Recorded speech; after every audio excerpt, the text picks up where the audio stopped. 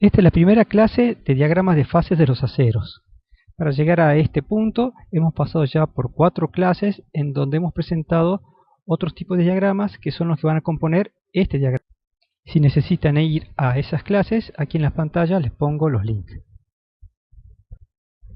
Si yo les presentara de una vez el diagrama de los aceros todo completo, es muy probable que se asusten y que crean que no entienden nada. Por esa razón he decidido presentarlos por partes como aparece aquí en la figura. La primera parte que vemos acá es un diagrama que ustedes lo conocen muy bien, donde existe un eutéctico. Esto es una solución sólida. El hierro estaría por esta parte, ya lo vamos a ver. Y en este otro extremo tenemos lo que se llama un compuesto intermetálico de composición química hierro 3 carbono. Ese compuesto se va a llamar cementita. La cementita tiene propiedades mecánicas como la de un cerámico, es decir, es dura y es frágil. De ahí su nombre cementita. Un compuesto intermetálico es algo distinto de una solución sólida como puede ser esto, o de un eutéctico como puede ser el que tenemos acá. Es un nuevo tipo de estructura, de constituyente, que se caracteriza por tener una composición química determinada, estequiométrica, hierro 3 carbono, como por ejemplo lo tiene el agua o la tiene la sal. Un compuesto intermetálico puede dividir el diagrama en dos partes, es decir, de aquí para la izquierda una parte y desde esta composición química para la derecha otra parte que no la vemos en este diagrama. Y bueno, así como este compuesto intermetálico de hierro 3 carbono recibe el nombre particular de cementita, esta solución sólida, el gamma, recibe el nombre particular de austenita. Bueno, esta flecha indica que aquí está el hierro 3 carbono, no posee nada de solubilidad, el carbono en él, no admite nada de solubilidad. Y vamos a seguir llenando el diagrama. Por supuesto, si esto es un eutéctico, acá voy a tener el gamma más la cementita. Acá vamos a tener el gamma o la austenita más líquido. Aquí ya tenemos el líquido y aquí tenemos el líquido más la cementita. Si ahora tenemos que llenar el diagrama de acuerdo a los constituyentes, lo hacemos de la misma forma que lo veníamos haciendo hasta ahora. Recuerden que lo que nos interesa ahora es la parte de los sólidos y no de los líquidos. Entonces, desde el punto de máxima solubilidad trazamos una vertical. Aquí en el punto del eutéctico también trazamos una vertical y empezamos a llenar. Con rojo, acá tenemos el austenita. Acá tenemos como constituyentes austenita más cementita. En esta región del diagrama tenemos como constituyentes austenita más el eutéctico, que se va a llamar ledeburita. Ahí está, lo dice aquí. Como el diagrama de los aceros es muy utilizado, cada fase o cada constituyente tiene su nombre particular. Entonces el eutéctico se va a llamar ledeburita. Y en esta región vamos a tener cementita más ledeburita. Bueno, ahora si quitamos las placas que nos cubren el diagrama, de esta parte vamos a ver que el diagrama era así. Este es un punto que se llama punto peritéctico, que no merece la pena ahora explicarlo, sino que lo vamos a explicar directamente cuando hagamos un enfriamiento. Acá tenemos otra fase, que es la fase delta. La habíamos ya anunciado en un video anterior, en el cuarto video, que el hierro poseía esta fase aquí, que era delta. Esta es la fase gamma del hierro, a alta temperatura. Este es FCC y este es BCC. Y por supuesto el hierro puro lo tenemos en esta composición química, en esta región. Ahora vamos a descubrir esta placa también, pero como dice ahí, no debe cambiar nada de lo que ya hemos escrito arriba. Si yo ahora tapo la parte de arriba, nos queda otra vez otro diagrama con un eutéctico. Acá tenemos el eutéctico, acá tenemos una solución sólida que va a ser el alfa. Este alfa se va a llamar ferrita, que es, como dice aquí, la única fase nueva que tenemos. A la izquierda sigue, como venía de arriba, la cementita. Vamos a continuar llenando el diagrama con las fases. Como dice ahí, sin temor, como veníamos haciendo antes, y aquí teníamos ferrita y acá teníamos austenita, acá vamos a tener ferrita más austenita. Y aquí abajo vamos a tener ferrita más cementita, como fases. Listo, no hay más fases. Ahora vamos a llenar con los constituyentes. Procedemos de la misma forma que hacíamos antes. Este es el punto de máxima solubilidad del carbono en la ferrita. Este es el punto del eutectoide, ya no es eutéctico sino eutectoide, y esto eran las líneas que continuaban del diagrama que habíamos visto arriba.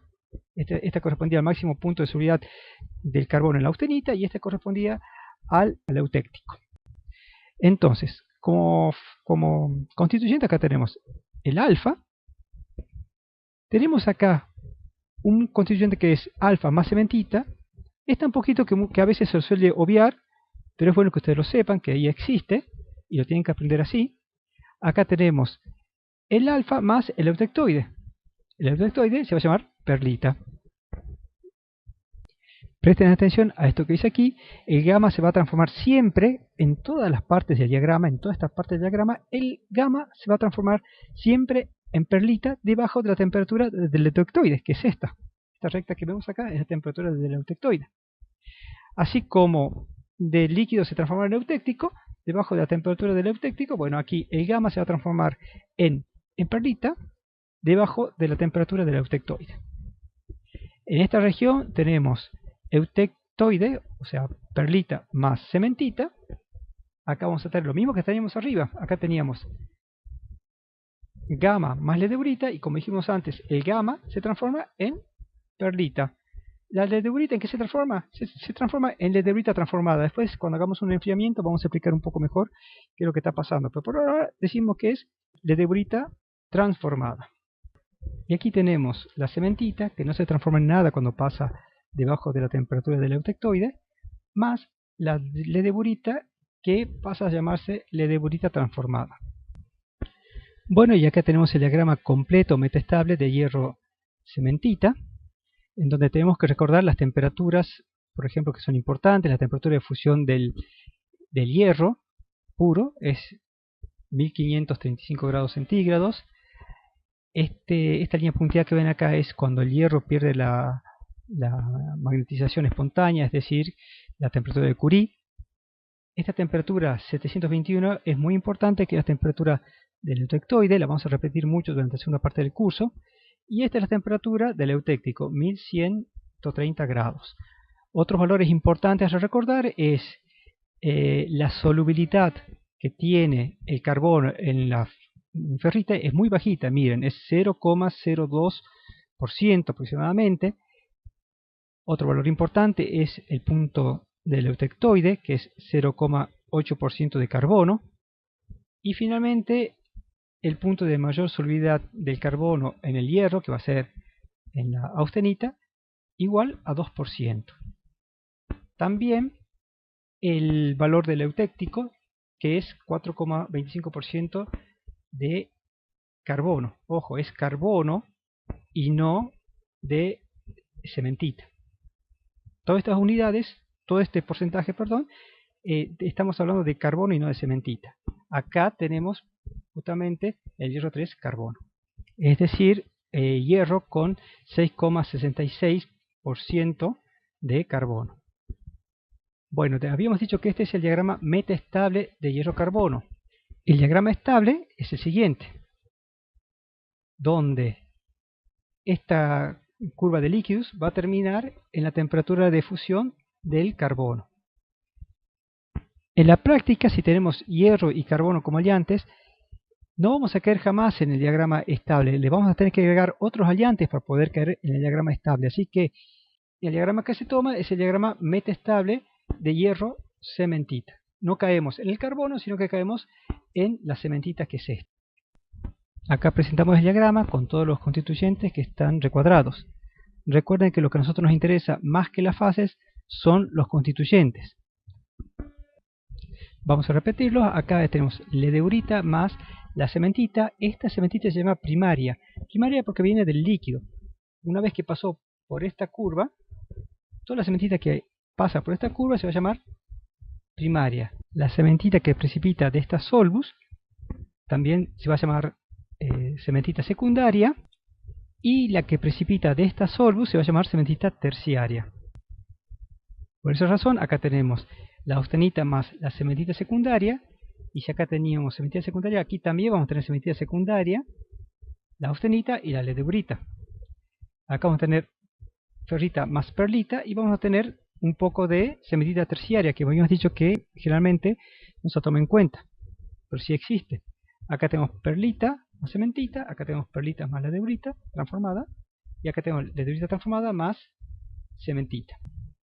En este diagrama, el diagrama de hierro-cementita, también se puede apreciar la división entre aceros y fundiciones. Es decir, todo lo que tenga desde 0 hasta un 2% de carbono de aleación se va a llamar aceros. A partir del 2% en adelante, hasta el 6,67, se va a llamar fundiciones.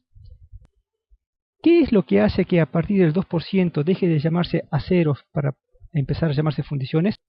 Ustedes recordarán que cuando veíamos un eutéctico nos hacíamos las preguntas de que quién sería la matriz y quién sería la dispersión.